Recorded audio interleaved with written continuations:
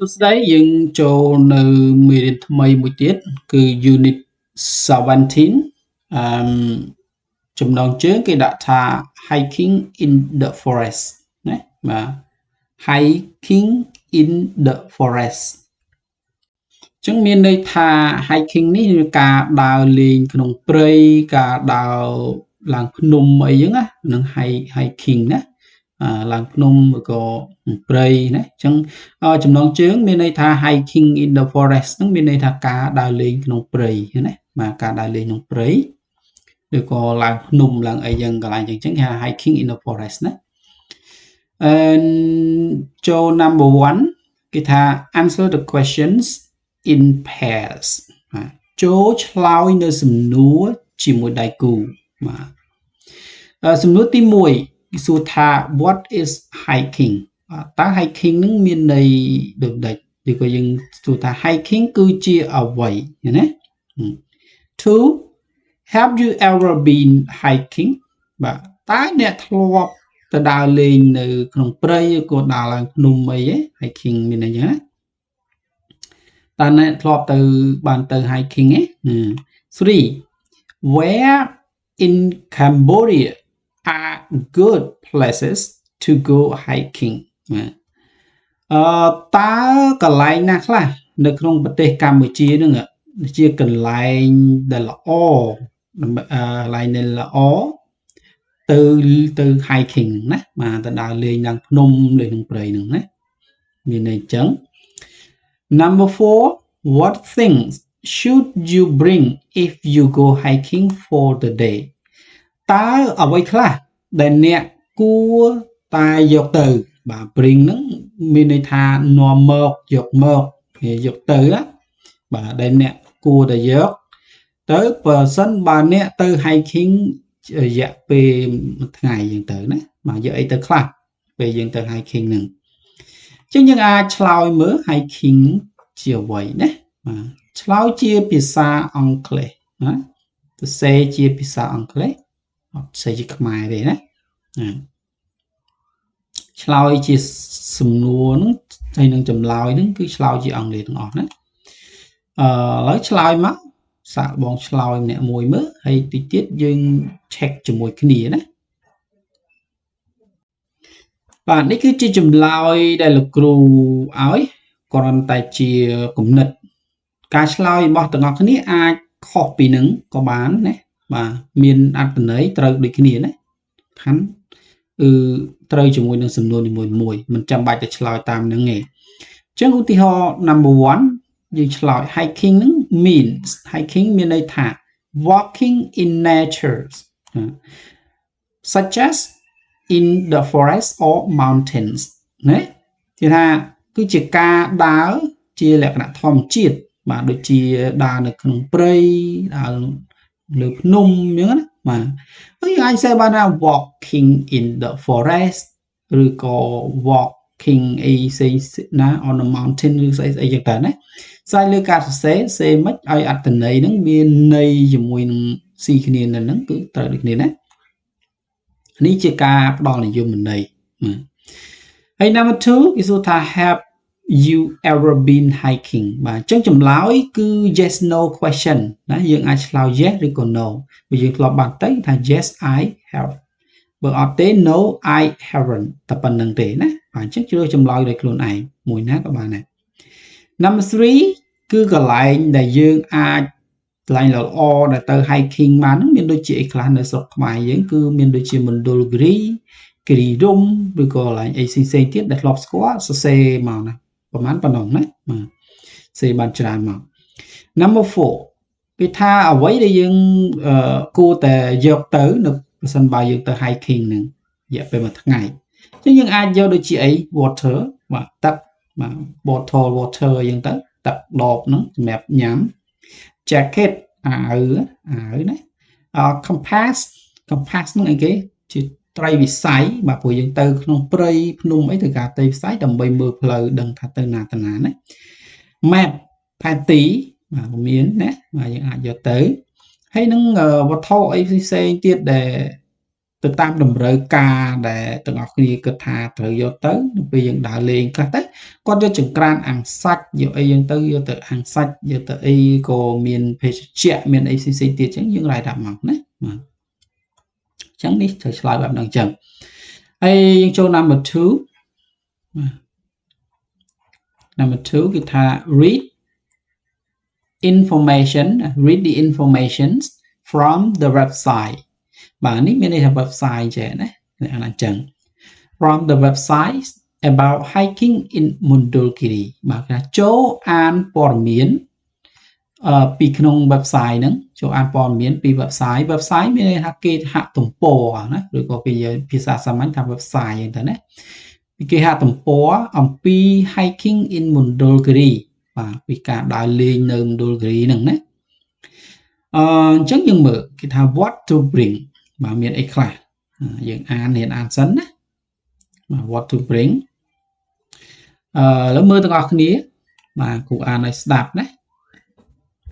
ហើយនៅក្នុងនេះមានការបកប្រែទូទ្រោះគ្រាន់តែជាការបកប្រែឲ្យយល់ទេណាមិនបានបកប្រែឲ្យត្រឹមត្រូវពេញលេញជាលក្ខណៈបកប្រែតែហ្មងទេគ្រាន់តែគ្រូប្រែធ្វើម៉េចឲ្យងាយយល់ណាហើយយើងសួរយល់នៅអត្ថបទហ្នឹង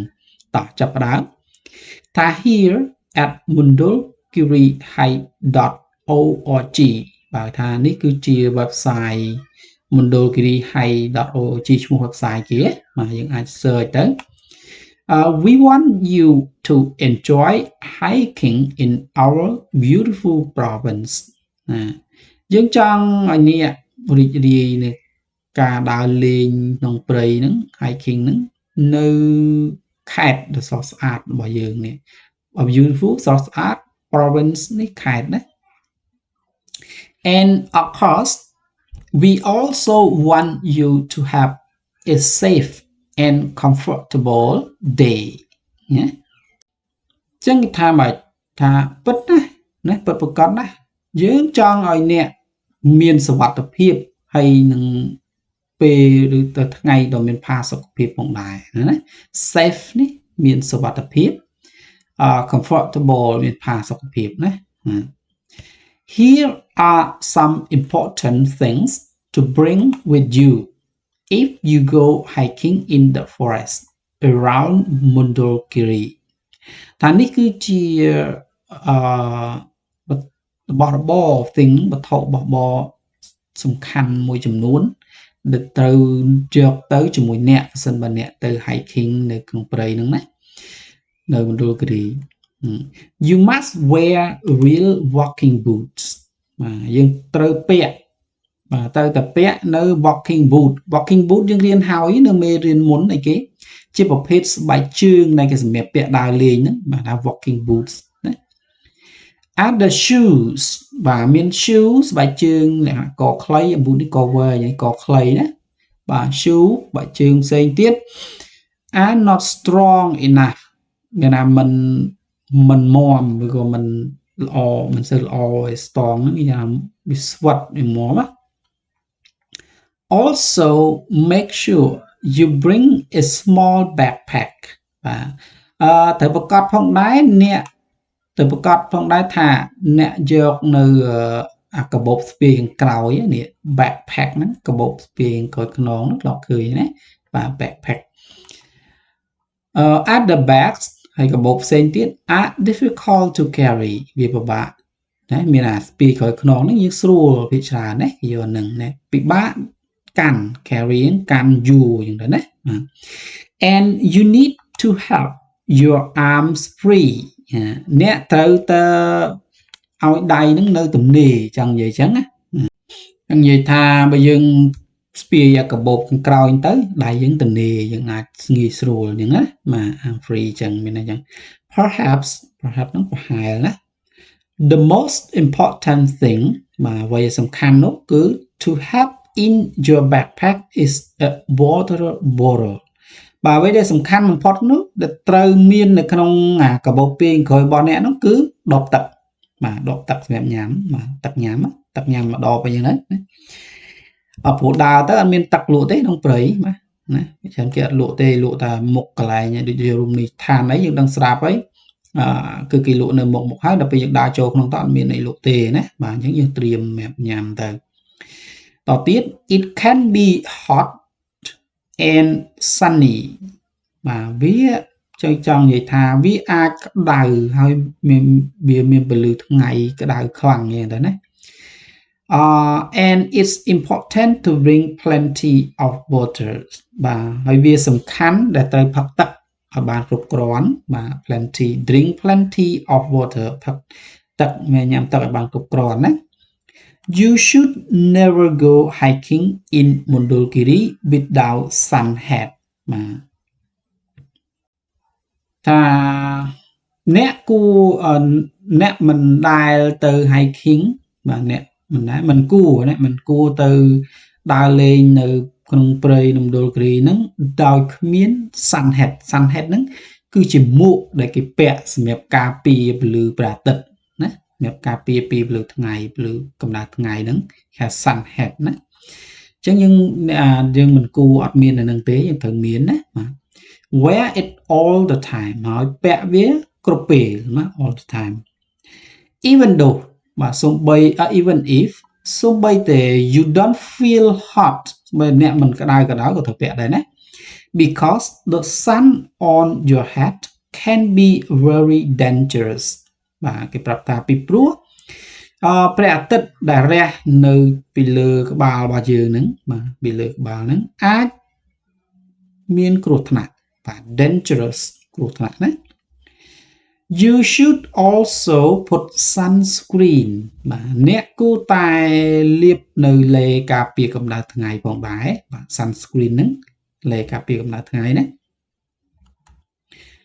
on your face បាទលាបលើមុខណាបាទព្រោះអីយើងងើយមើលឃើញទៅភ្លឺថ្ងៃជះចំមុខអញ្ចឹងទៅវាអាចខូចស្បែកមុខជាពិសេសនារីណាបាទអញ្ចឹងយើងត្រូវលាបលេការពារកម្ដៅថ្ងៃនៅលើមុខ and on any part of your body ហើយនៅផ្នែកណាមួយផ្នែកផ្សេងនៃរាងកាយណា body នេះរាងកាយបាទផ្នែកនៃរាងកាយផងដែរ that isn't covered by clothes បាទដែលមិនចង់និយាយតែមិនបានគ្របដណ្ដប់ដោយសម្លៀកបំពាក់ចង់និយាយថាมันមានកន្លែងណាដែលអត់មានខោអាវបិទជិតយើងត្រូវលាបកន្លែងនោះណាបាទកន្លែងចំហហ្នឹងណាបាទចង់និយាយចឹងតមទៀតយ៉ាង it's easy to get lost in the forest បាទអញ្ចឹងមានថាវាងាយនឹងវង្វេងផ្លូវណាបាទងាយស្រួលវង្វេងផ្លូវ get lost in the forest មានថាវង្វេងផ្លូវនៅក្នុងព្រៃណាបាទវាងាយនឹងវង្វេងផ្លូវក្នុងព្រៃ always bring a GPS device បាទថាតែងតែយើងត្រូវយន្តការឬក៏តែងតែយកនៅឧបករណ៍ GPS ទៅជាមួយណា such as ដូចជា phone with Google Maps បាទទូរស័ព្ទជាមួយនឹង Google Map នេះគឺជាកម្មវិធីដែលមាននៅក្នុងទូរស័ព្ទហ្នឹងបាទចង់និយាយប្រាប់ថាទូរស័ព្ទដែលមានកម្មវិធី Google Map ហ្នឹងត្រូវយកទៅជាមួយណា That's important but it may not be enough ថានោះគឺសំខាន់ប៉ុន្តែវាមិនគ្រប់គ្រាន់នោះទេណា In some places there is no phone service បាទនៅទីកន្លែងខ្លះហ្នឹងมันមានសេវាទូរស័ព្ទទេណាអញ្ចឹងណាយើងយកទូរស័ព្ទជាមួយនឹងGoogle Map ហ្នឹងដែលមាន Google Map ហ្នឹងវាមិនតាន់គ្រប់គ្រាន់ទេព្រោះអីកន្លែងខ្លះវាអត់មានសេវា So you need a paper map បាទដូច្នេះអ្នកនឹងត្រូវការផែនទីជាกระดาษផែនទីกระดาษដែលយើងមើលណា and a compass បាទហើយនឹងត្រីវិស័យណាបាទ compass ត្រីវិស័យ so that you know which directions you are walking ដូច្នេះអ្នកដឹងថាទិសដៅនៃអ្នកដើរទៅទីណាអញ្ចឹងណាបាទ direction ហ្នឹងទិសដៅ before you go មុនពេលដែលអ្នកទៅ make sure that you can read a map បាទត្រូវប្រកាសថាអ្នកអាចអានឬក៏មើលនៅផែនទីនឹងបាន and that you know how to use a compass ហើយថាអ្នក ចេះឬក៏ដឹងពីរបៀបនៃការប្រើត្រីវិស័យ finally មក finally ហ្នឹងមានន័យជាចុងក្រោយឬក៏ជាទីបញ្ចប់ make sure that you have a simple first aid kit បាទត្រូវប្រកាសថាអ្នកមាននៅឧបករណ៍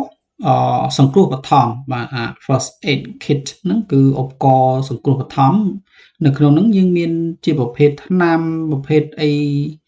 ដូចពេកាឡាវិញអីថ្នាំស្គួរអញ្ចឹងណាអាហ្នឹងគេហៅថា first aid kit ហ្នឹងឧបករណ៍សង្គ្រោះបឋមហ្នឹងណាបាទត្រូវប្រកាសថាអ្នកត្រូវមាននៅនឹងមួយផងដែរធម្មតា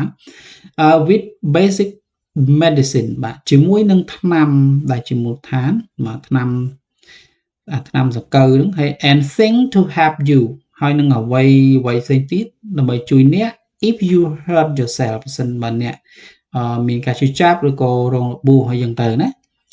in addition បាទបន្ថែមទៅទៀត bring some snack បាទអាចយកជា snack bar បាទ some snack bar ជាអាហារសម្រន់ណា snack ហ្នឹងអាហារសម្រន់បាទ if you spend a long time in the forest ប្រសិនបើអ្នកចំណាយពេលយូរនៅក្នុងព្រៃហ្នឹង you may get hungry and need to eat ណាអ្នកអាចនឹងឃ្លានហើយនឹងត្រូវការញ៉ាំបាទ last but not least បាទចុងបញ្ចប់នេះចង់និយាយថា don't forget to bring a jacket បាទ complete យកនៅ jacket ហ្នឹងអាវលក្ខណៈអាវធំបាទយើងពាក់ទៅការពារទីត្រជាក់ហ្នឹងណា many people forget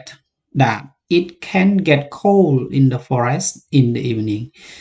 មនុស្សជាច្រើនភ្លេចថាវាអាចត្រជាក់នៅក្នុងព្រៃហ្នឹងនៅពេលល្ងាចណា even when it's very hot day សូម្បីតែនៅពេលដែលវាមានថ្ងៃក្តៅក៏ដោយ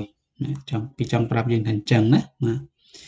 អញ្ចឹងអត្ថបទនេះយើងមានតែប៉ុណ្្នឹងអញ្ចឹងអាចស្វែងយល់ឬក៏មើលឡើងវិញបន្ថែមនៅពាក្យថាដាក់ចេះណាបាទចូលផ្នែក B គេថា look at the pictures ចូលក្រឡេកមើលនៅរូបភាព find the names of things in the text ស្វែងរកឈ្មោះនៃវត្ថុហ្នឹងនៅក្នុងអត្ថបទណាបាទវត្ថុនេះមានឈ្មោះវានៅក្នុងអត្ថបទខាងលើដែលយើងអានមិញណាបាទ write them in your notebook សរសេរចូលក្នុងសៀវភៅសរសេររបស់អ្នកតោះអញ្ចឹងអនុវត្តធ្វើសិនតិចទៀតចាំយើង check ចម្លើយរបស់គ្នាណាលេខ1នេះពាក្យអីគេពាក្យអី picture 3ពាក្យអីគេយើងស្វែងរកពាក្យវានៅក្នុងអត្ថបទដែលយើងអានមិញហ្នឹងណាអត្ថបទណានេះអត្ថបទនេះពាក្យហ្នឹងគឺយកមកគូកងសរសេរដាក់ជាមួយរូបភាពនេះណាបាទតោះចាប់ផ្ដើមធ្វើសិនបាទអញ្ចឹងយើងការចែកចម្លើយបានណាអញ្ចឹង picture number 1នេះគឺយើងគឺពាក្យវាគឺ water bottle ណាបាទអញ្ចឹងគូដាក់នៅនេះស្រួលមើលអាច សេរបាក់មើលណា number 2 picture number 2នេះគឺ jacket បាទ jacket អាវពេលអញ្ចឹងធំវាការពារត្រជាក់អញ្ចឹងណាបាទគេហៅ jacket ហើយ 3នេះគឺ a small backpack បាទហ្នឹងជាភេទ backpack ណា small backpack ហើយ number 4 of compass នេះ compass នឹងត្រីវិស័យណាវាសម្រាប់មើលទិសដៅជើងត្បូងលេខកើតចឹងទៅ number 5 គឺ a GPS device បាទឧបករណ៍ GPS ហ្នឹងណា number 6 map ណា map ផែនទីយ៉ាងណា number 7 sun hat បាទ sun hat មួកនេះវាការពារប្រភេទមួកអញ្ចឹងវាមានកប៉ាងអញ្ចឹងការពារដល់ថ្ងៃថា sun hat អញ្ចឹងណា number 8 first aid kit នេះមកប្រអប់សម្រាប់សង្គ្រោះបឋមហ្នឹងយើងមានថ្នាំមានអីក្នុងហ្នឹងអញ្ចឹងដែរណា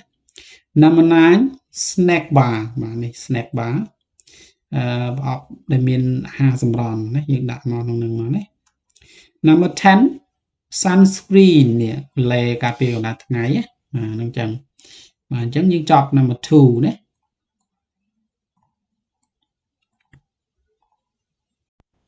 បាទយើងចូលដល់ number 3 គឺថា in pairs make short conversations like the example using sentences 1 to 6 ចឹងថាចូលធ្វើការជាមួយដៃគូ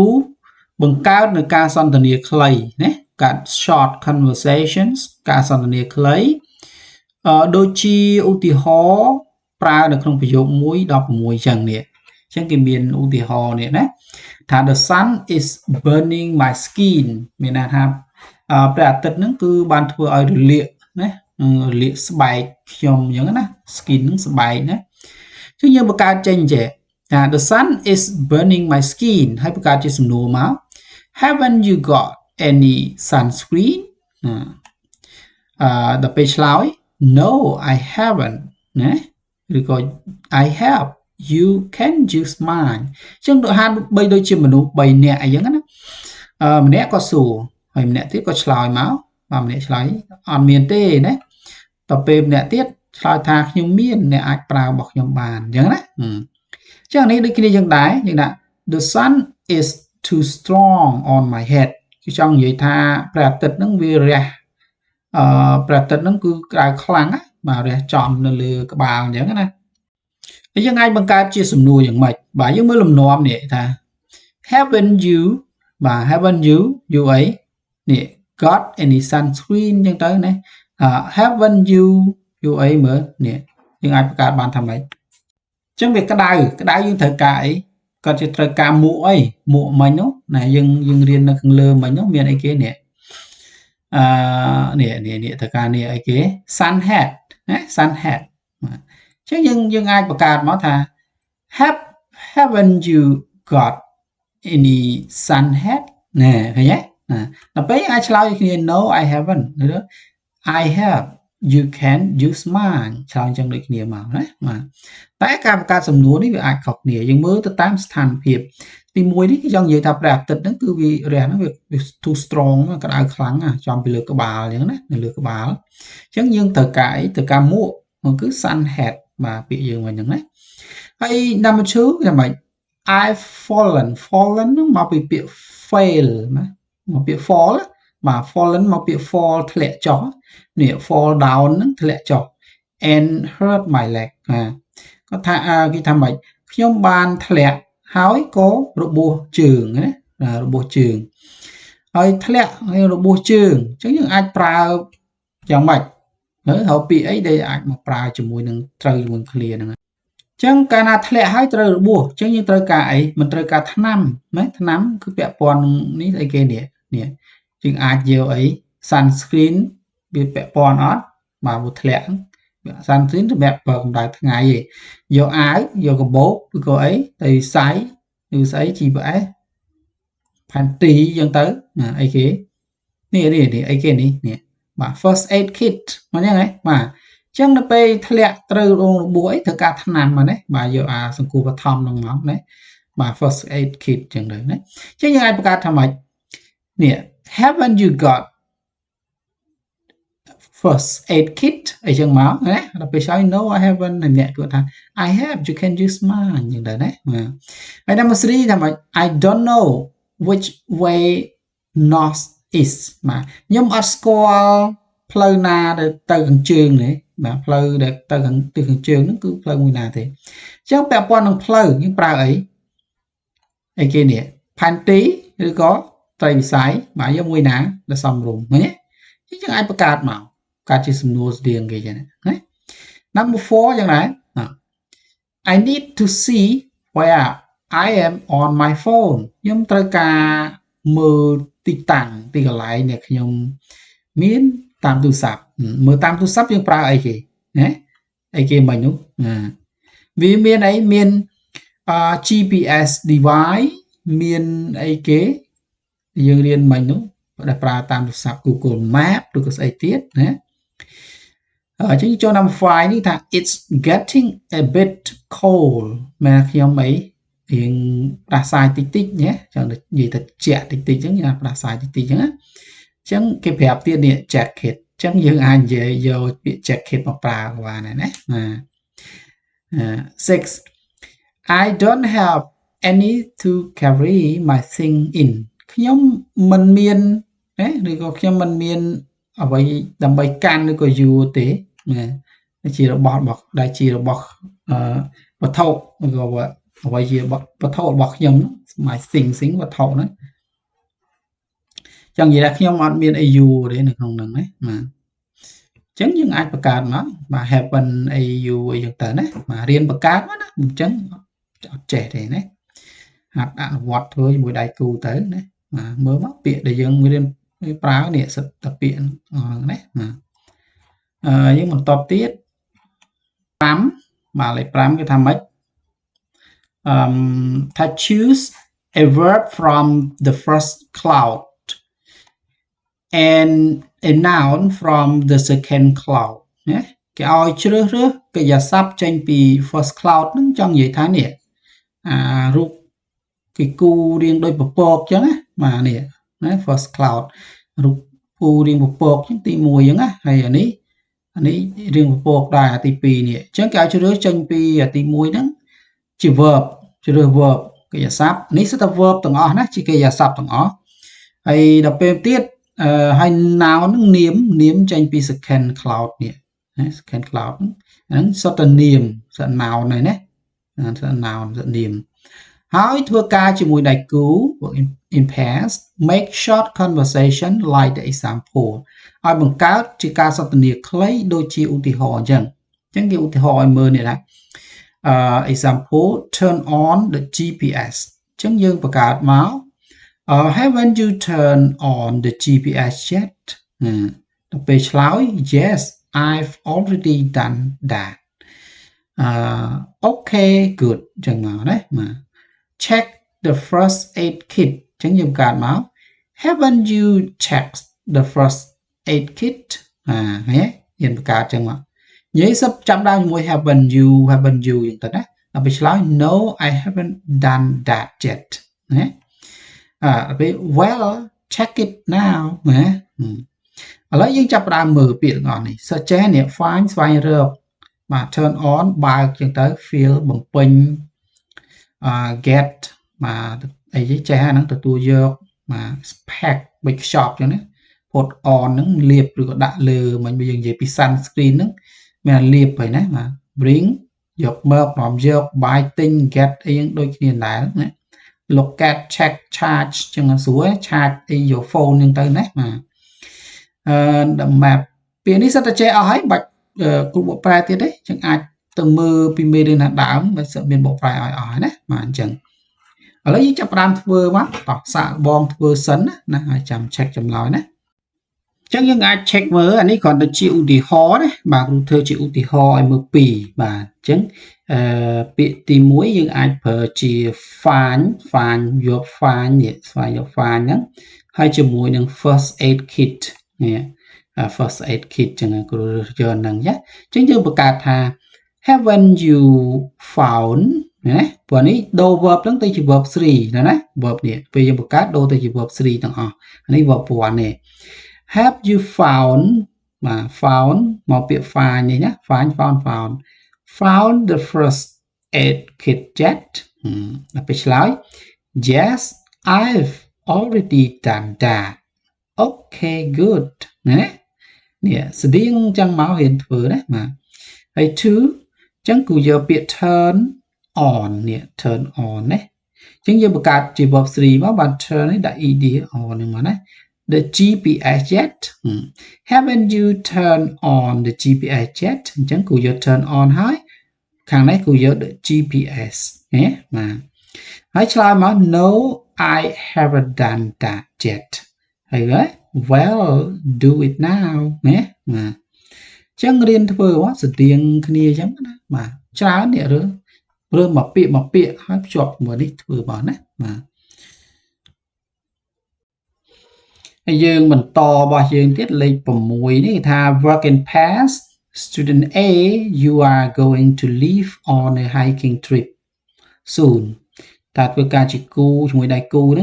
sa A đó nè nâng chạy tránh bị tùm ná cầm san đà lên trong prey nó chạp xuống chạp đó hay student B is your friend hay sao B nó cứ chỉ mật ở bọn nè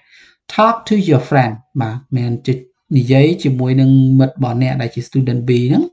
and tell him or her hãy prep quát B the thing that you are talking with student B mà ở vậy đây nè